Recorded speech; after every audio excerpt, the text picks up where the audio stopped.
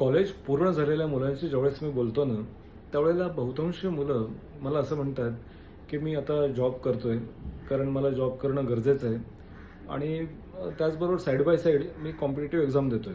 मग ते IBPS असू देत किंवा रेल्वे असू देत, अशा पद्धतीच्या exams me side by side देतोय. काही मुलं ही प्रोफेशनल कोर्सेस करतात, CA, CWA, CS, CFA यासारखे कोर्सेस करतात.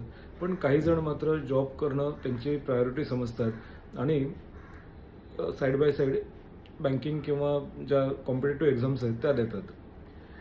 साइड बाय साइड जॉब करणं किंवा एक आर्थिक नियोजन तुमचं बसावं किंवा जबाबदारी यावी म्हणून जॉब करणं हे मी खरंच समजू शकतो. मला या मुलांचं कौतुक आहे, की खरंच आपल्या कुटुंबाचं भार हलका व्हावा किंवा निदान स्वतःचे तरी खर्च निघावेत. या हेतूने, या विचारांनी ही मुलं जॉब करतात, स्वतः पैसे कमवतात.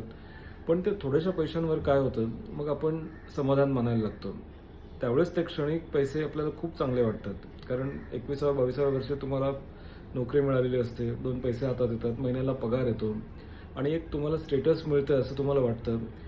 त्या मानाने मग तुम्ही तिथेच कम्फर्ट झोन एक तुमचा बनत जातो आणि मग ज्या कॉम्पिटिटिव्ह एक्झाम्स ज्या खरंच खूप मेहनत करून क्रॅक होणं गरजेचं असतं, तिथे मग तुम्ही साइड बाय साइड त्याला लक्ष देता. म्हणजे दुर्लक्ष करता आणि मग बऱ्याच वेळेस वाटतं, की मी 5 अटेम्प्ट दिले, 10 अटेम्प्ट दिले, पण तरीसुद्धा त्याच्यात माझं सिलेक्शन होत नाही आणि मग नंतर नैराश्य येतं. म्हणून मला सांगावसं वाटतं, की कॉम्पिटिटिव्ह एक्झाम्स हे साइड बाय साइड करण्याची गोष्ट नाही आहे. कदाचित तुम्हाला तेवढा कॉन्फिडन्स असेल किंवा तुम्ही क्लास लावला असेल, तुम्ही तज्ज्ञांची मदत घेत असाल, तर गोष्ट एक वेळ ठीक आहे.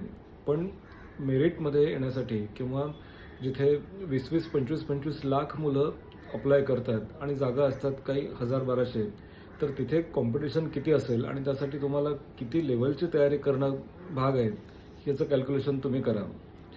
त्यामुळे जे करायचं आहे ते विचारपूर्वक करा. क्षणिक आनंद किंवा आत्ता क्षणाचा मिळणारा पैसा, आत्ता क्षणाचा मिळणारा तुमचा जॉब हा कदाचित लाँग टर्ममध्ये तुम्हाला आणखीन फ्रस्ट्रेशन देऊ शकतो. म्हणून आत्ता सध्या थोडंसं पेन घेतलं तर कदाचित येणाऱ्या काळामध्ये तुम्हाला छान एखाद्या संस्थेमध्ये, बँकांमध्ये किंवा रेल्वेसारख्या ठिकाणी उत्तम जॉब मिळू शकतो.